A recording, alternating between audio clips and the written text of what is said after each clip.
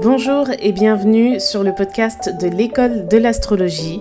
Je m'appelle Nathalie, je suis passionnée d'astrologie. J'ai réalisé plus de 1000 thèmes astro et écrit plusieurs livres sur le sujet. Donc si vous souhaitez en savoir davantage sur ce vaste domaine, vous êtes au bon endroit, que vous soyez débutant ou expérimenté. Au travers de ce podcast, vous aurez accès à mes analyses des nouvelles et pleines lunes, mais également à des sujets plus pointilleux sur la compréhension du thème astral, sur les signes ou encore sur les transits planétaires. L'école de l'astrologie, c'est aussi un compte Instagram que je vous invite à suivre. Si vous avez envie de poser des questions, de suggérer des sujets de podcast, chaque commentaire est le bienvenu. En attendant, je vous souhaite une belle écoute et je vous laisse découvrir le podcast de la semaine.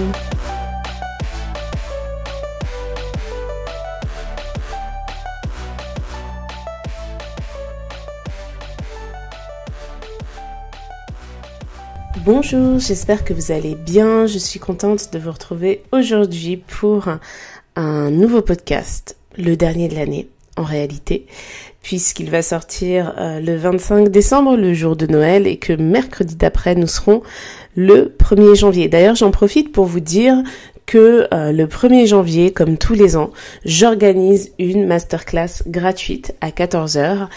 Elle sera en ligne et si vous souhaitez vous inscrire, vous avez juste à cliquer sur le lien qui est en description du podcast ou de la vidéo YouTube. Cette année, j'ai décidé de parler de l'année 2025 lors de cette masterclass d'un point de vue karmique, parce qu'en fait tous les ans je fais une classe sur les énergies de l'année, mais comme cette année j'ai créé le calendrier astral 2025 que vous pouvez aussi télécharger via le lien sous la vidéo ou sous le podcast, eh bien j'ai pas trouvé ça pertinent de refaire la même chose en masterclass, tandis que voir l'année 2025 d'un point de vue karmique, en regardant les transits de la lune noire, des nœuds lunaires, et aussi parler un petit peu quand même du passage de Saturne du signe des poissons au signe du bélier, un passage qui se fera le 25 mai avec un retour en poisson pour Saturne le 1er septembre 2025, eh bien j'ai trouvé que c'était quelque chose de beaucoup plus intéressant, et à la fin de cette masterclass, il y aura bien évidemment des surprises, donc n'hésitez pas à vous inscrire. Elle sera en replay pendant une semaine après, mais si vous n'êtes pas inscrit, vous ne pourrez pas avoir le replay. Donc même si vous n'êtes pas disponible le 1er janvier à 14h, n'hésitez pas à vous inscrire. Donc ça, c'était la première chose. Et ensuite, ce podcast, j'ai décidé de parler des énergies de cette année et du bilan qu'on peut tirer de tout cela. Donc c'est vrai que si on devait décrire l'année 2024 en un seul transit planétaire, ce serait bien évidemment Pluton en Verseau. Pour rappel, Pluton est entré en Verseau le 20 janvier dernier et il est retourné en Capricorne le 2 septembre pour arriver définitivement en Verseau le 19 novembre. Donc à l'exception de cette petite période où Pluton est retourné dans le signe du Capricorne, Pluton a passé la majeure partie de l'année en Verseau et ça implique, si je puis dire, un changement de prisme par rapport à ce que symbolise justement Pluton, donc c'est-à-dire les remises en question, la transformation. C'est une planète qui, lorsqu'elle est entrée dans le signe du Capricorne, a amené quelque part la crise financière de 2008. Donc là, on peut se dire que 2024, c'était vraiment une année de transition, et quand je parle avec beaucoup de personnes sur Instagram sur le bilan de cette année, on voit que ça a été quand même assez chaotique, qu'il était assez difficile de suivre les objectifs que l'on s'est fixés. Alors, dans divers domaines, mais il y a des changements soudains qui sont survenus. C'est-à-dire qu'on a vu en une semaine des situations changer vraiment drastiquement. Et ces remises en question, si vous sentez que vous avez terminé l'année avec quelque chose qui meurt en fait, que ce soit une relation, que ce soit un projet pro, que ce soit quelque chose en lien quelque part avec l'énergie du Capricorne, qui est donc une énergie de solidité, eh bien il faut se dire que c'est aussi l'opportunité de démarrer quelque chose de nouveau. Et la nouveauté, c'est très Verseau. Le signe du Capricorne et le signe du Verseau, ils partagent tous les deux Saturne, parce que avant la découverte d'Uranus en 1781, c'était Saturne qui régissait l'énergie du Verseau. Et Saturne, c'est Chronos dans la mythologie grecque, donc c'est le temps. Et le temps Capricorne est relié au passé, mais le temps relié au Verseau, c'est plutôt le futur. Donc ici, avec Pluton en Verseau, on est dans une dynamique ouverte sur le futur, sur de nouvelles capacités d'adaptation, sur de nouveaux projets, sur de nouveaux groupes que l'on peut chercher à intégrer. Donc l'année 2024, qui a été bien évidemment une année de changement, est une année de transition, car elle ouvre un cycle de 2 ans où toutes les planètes lentes vont changer de signe. Ça, j'en ai déjà parlé plusieurs fois. Donc si vous avez vécu un changement très très fort au cours de cette année 2024, que ça a été sans doute difficile parce qu'avec Pluton les choses ne sont pas vraiment simples, eh bien il est temps, je pense, de penser à ce que ce changement va vous permettre de faire. Quelle liberté vous allez gagner maintenant par rapport à ce changement? Alors, c'est pas à ça qu'on pense immédiatement. Parce que quand on vit une épreuve, quand on perd un emploi par exemple, quand on se sépare, quand on perd de l'argent, etc. Enfin, on est bien évidemment confronté à un échec et ça pousse vers des remises en question, mais ça arrive parfois aussi qu'on soit vraiment centré sur le fait qu'on ait échoué et pas sur l'après. Et ça, c'est quelque chose qui met dans un état d'esprit qui peut être assez destructeur dans le sens où on peut se sentir, entre guillemets, bon à rien par rapport à tel ou tel domaine. Et justement, Pluton en Verseau, ici, il invite à sortir de cela pour voir quelles sont les libertés qui ont été gagnées par rapport à ce changement. Une personne qui était en couple et qui se sépare, oui, il y a tout le côté affectif, parfois même le côté matériel qui en prend un sacré coup, mais par contre, on retrouve une forme de liberté qu'on n'a pas quand on est en couple. Quand on se fait licencier d'un job, par exemple, on retrouve une forme de liberté par rapport à notre gestion du temps, par rapport à ce qu'on souhaite faire. Et par rapport aussi au fait, pourquoi pas, de se réorienter. Donc, je sais que c'est très bateau, ce que je dis, et que dans les faits, quand ce genre d'épreuve se produit, c'est beaucoup plus complexe que ça. Mais ça n'empêche que chaque épreuve, chaque destruction, chaque mort ouvre aussi les portes d'une certaine forme de liberté. Je vais prendre un exemple qui est beaucoup, beaucoup moins drôle. Je dis pas que les situations que je viens de citer sont drôles, mais c'est vraiment pour illustrer mon propos. Et c'est quelque chose que j'ai vécu au travers de ma mère. C'est-à-dire que ma mère, elle s'occupait de sa mère, donc de ma grand-mère, qui était très malade. Et quand elle est décédée, ça a été vraiment un choc, parce que moi j'étais très proche de ma grand-mère. Enfin, ça a été quelque chose de très compliqué. Mais ça a été quelque chose aussi de libérateur pour ma mère par rapport à toute l'énergie qui elle-même malade, parce que je sais pas si je l'ai déjà dit, mais ma maman elle a une sclérose en plaques, donc quand on a ce genre de maladie et qu'on s'occupe en plus d'une autre personne, c'est très compliqué.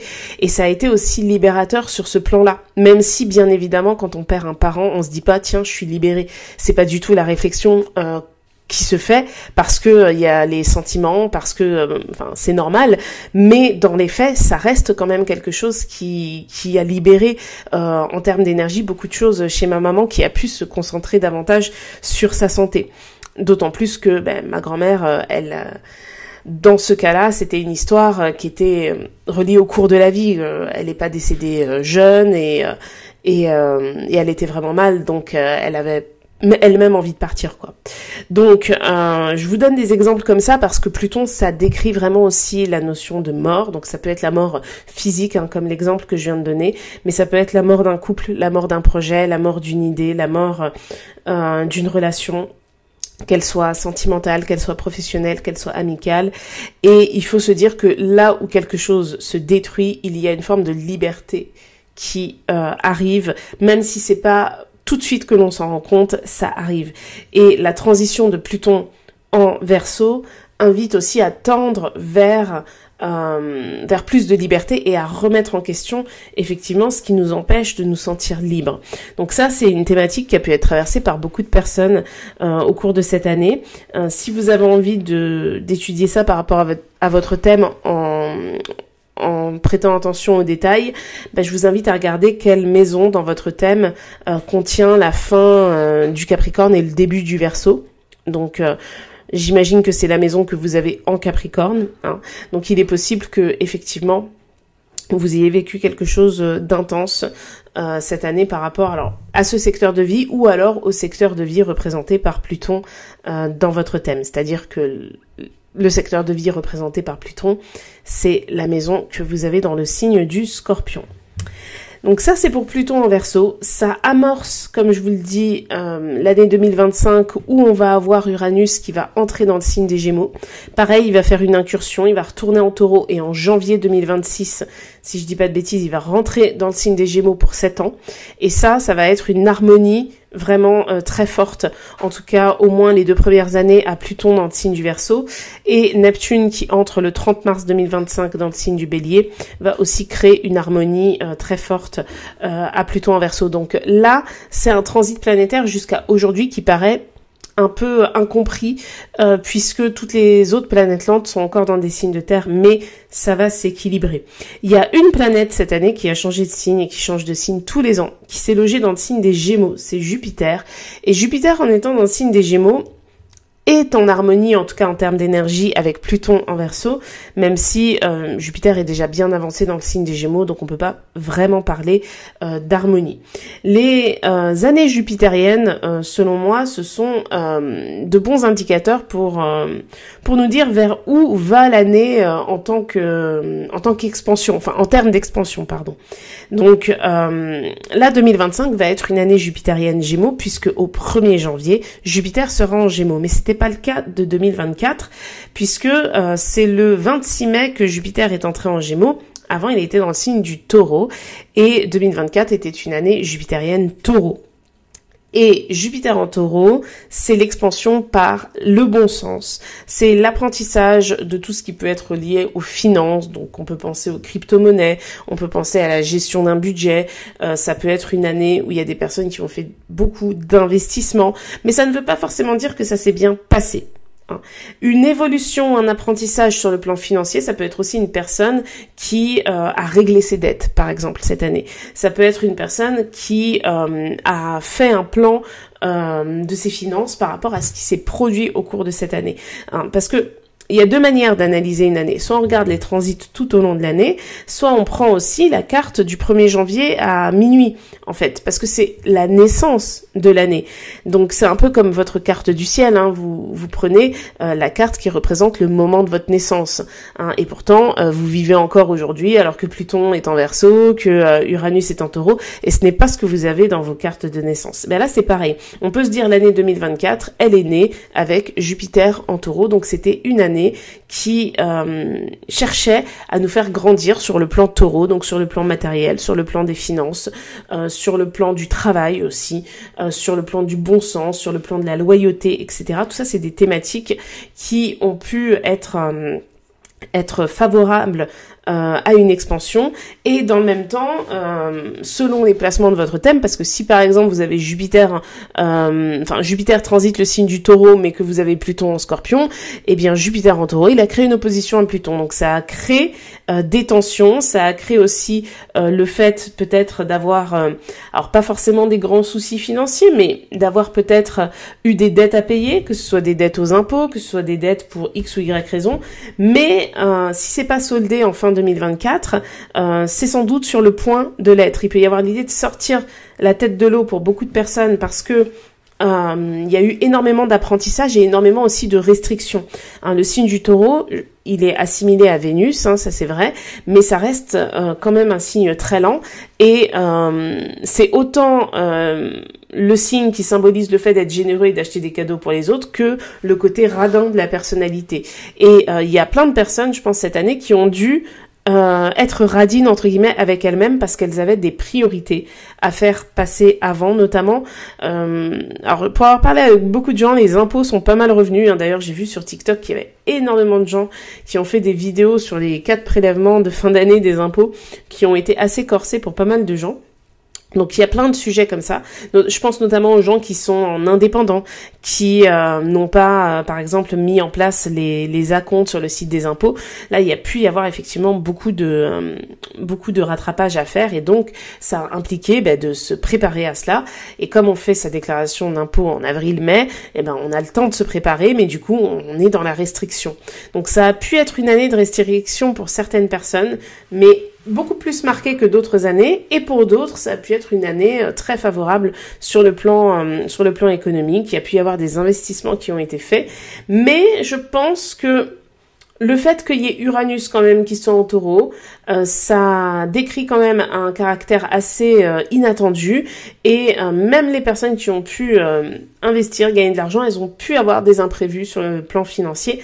Donc tout ça, c'est relié à une année qui a cherché à nous apprendre à mieux gérer nos finances, à mieux gérer notre budget, et je l'ai pas dit, mais pour certaines personnes aussi, à mieux gérer leur alimentation, puisque le taureau, il symbolise ça aussi. Donc là, 2025, c'est autre chose. On va être dans une année jupitérienne Gémeaux, et le 9 juin, Jupiter va entrer dans le signe du Cancer. Donc on peut se dire déjà dès maintenant que 2026, ça sera une année jupitérienne, Cancer. Donc, en tout cas, c'est vrai que l'énergie Gémeaux, c'est une énergie qui parle beaucoup plus d'insouciance, de communication, de créer des contacts, d'apprendre aussi. Donc on peut revenir un peu au basique, quoi. Il peut y avoir beaucoup de retour vers la simplicité au cours de l'année 2025, parce que ça aura été porté notamment par des gestions financières qui sont plus sérieuses, plus matures. Il y a beaucoup de personnes qui vont, je pense, changer de prisme par rapport à leur relation avec l'argent, qui vont plus vouloir ce qu'elles voulaient avant. Alors ça va peut-être aussi un peu avec le côté désillusion dont j'ai déjà parlé par rapport au fait que Neptune et Saturne vont entrer dans le signe du Bélier. En 2025, je pense que c'est une année où il va y avoir beaucoup de désillusions, mais tout ça, ce sera surtout pour les gens qui n'ont pas anticipé et qui n'ont pas profité, si je puis dire, de cette année jupitérienne Gémeaux pour agir de manière solide sur le plan matériel, notamment. Parce que les désillusions, à mon sens, elles vont surtout être centrées sur des projets personnels, et très souvent, les projets personnels, quand même, ça coûte de l'argent. Donc, Neptune, on n'oublie pas que c'est la planète du rêve, des idéaux, des croyances. Donc, il y a plein de croyances que l'on peut avoir même sur soi, sur ses capacités, etc., qui vont être complètement balayées par cette énergie Bélier qui pousse à l'action. C'est-à-dire que Neptune et Saturne en Poisson, on est encore dans le rêve. Même Saturne, c'est une planète qui permet de bâtir. On est dans la concrétisation avec Saturne, mais on est dans le signe des Poissons. Et les Poissons, c'est une énergie qui est très nébuleuse, une énergie qui, entre guillemets, a envie de satisfaire tout le monde, de dire que le monde il est beau, que tout est possible, etc. Alors sur le papier, c'est très beau, effectivement, mais s'il n'y a pas de bon sens qui est mis dans les projets qui sont construits, par exemple, ou qui ont été construits en 2024, en 2025, quand Saturne fera son incursion en Bélier, ça va être vraiment un retour à la réalité. Et pour certaines personnes, ça pourrait être très difficile à vivre. Parce que quand on est énormément attaché à ses croyances et que l'on en arrive parfois à annexer sa personnalité à ses croyances, c'est-à-dire, je vais vous prendre un exemple bateau, la personne qui dit oui, moi de toute façon, je sais que je vais monter un projet, que je serai millionnaire, etc., et qui en parle très souvent, et qui le rêve très souvent et qui imagine comment ce sera, parce qu'on fait la loi de l'attraction, on fait de la visualisation, mais qui ne passe pas tant que ça à l'action, en fait. Parce que on dit que les personnes qui sont occupées à parler, c'est du temps qu'elles perdent à ne pas faire les choses. Et parfois, ça se vérifie. Et bien, du coup, ce genre de personnes, quand Saturne sera dans le signe du Bélier, ça risque d'être un retour à la réalité assez violent. Et là, il y aura deux manières de le gérer, soit d'y faire face et donc de changer complètement de mode de fonctionnement par rapport au projet qu'on veut réaliser, soit de laisser tomber le projet, et en fait il y en aura trois, soit d'être dans le déni. Et là par contre, ça pourra amener vraiment des complications sur le long terme. Quand je dis ça, je suis consciente que quand on raconte ce genre d'exemple, tout le monde se dit que bah oui, c'est évident, on peut pas parler d'un projet, d'être millionnaire et de s'attendre à ce que ça marche sans rien faire. Mais en fait, là j'ai donné un exemple extrême, mais il y a des personnes qui sont idéalistes comme ça, mais non, mais je suis sûre qu'il m'aime, je suis sûre que ça va le faire, etc. Oh, je suis sûre qu'un jour j'aurai cette promotion. Oh, je suis sûre que bah non, mon amie elle me trahira jamais. C'est pas parce qu'elle a dit ça que ça veut dire qu'elle le pense, etc. Vous voyez ce que je veux dire? On est tous un peu idéalistes et naïfs sur certains points de la vie. Et ça, c'est quelque chose qui peut amener des désillusions plus ou moins élevées selon les gens au cours de l'année qui arrive.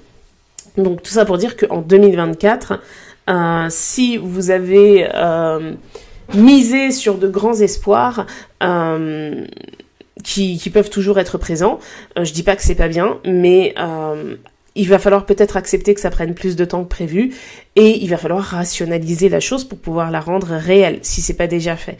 Donc c'est quelque chose à laquelle vous pouvez commencer à penser avant 2025. Donc pour moi c'est vraiment les transits principaux de cette année, hein, Jupiter et Pluton, parce que Saturne n'a pas changé de signe, Neptune non plus, Uranus non plus. Après, on a eu bien évidemment des nouvelles lunes, des pleines lunes, etc. Là, actuellement, on a la rétrograde de Mars. D'ailleurs, Mars va retourner dans le signe du Cancer à partir du 6 janvier. Mais bon, ça, j'aurai l'occasion d'en reparler. En tout cas, n'hésitez pas à me dire en commentaire ce que vous retenez de cette année 2024 qui, je trouve, est quand même passée extrêmement vite. Mais vraiment extrêmement vite. Pour la petite histoire, moi je réalise qu'il y a des gens que j'ai vus en janvier et j'ai l'impression de les avoir vus il y a pas longtemps. Et en fait, on s'est dit, non mais en fait, ça fait 1 an qu'on ne s'est pas vus. Donc je trouve que c'est une année qui est passée extrêmement vite. Je trouve aussi que elle a été enrichissante en termes d'apprentissage personnel sur la gestion de vie. En tout cas, moi, c'est ce que je remarque dans mon entourage et c'est ce que je remarque pour ma part. J'espère que vous avez passé quand même une bonne année, que vous arrivez à en tirer des conclusions positives. Et je vous souhaite un excellent réveillon de Noël et pour les personnes qui ne le fêtent pas, une très bonne soirée en famille, entre amis, parce que c'est même si on fête pas Noël, c'est toujours l'occasion de se réunir.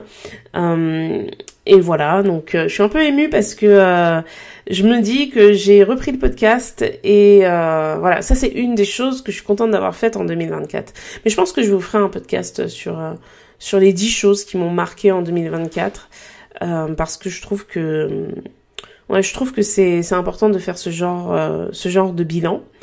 Et voilà, donc je vous souhaite à tous et à toutes un excellent réveillon de Noël. On se retrouve le 1er janvier, alors pour le podcast qui sortira le 1er janvier, bien évidemment, mais aussi pour la masterclass gratuite. Donc n'hésitez pas à vous inscrire, parce que ça va être vraiment sympa. Voilà, prenez soin de vous et je vous dis à la semaine prochaine.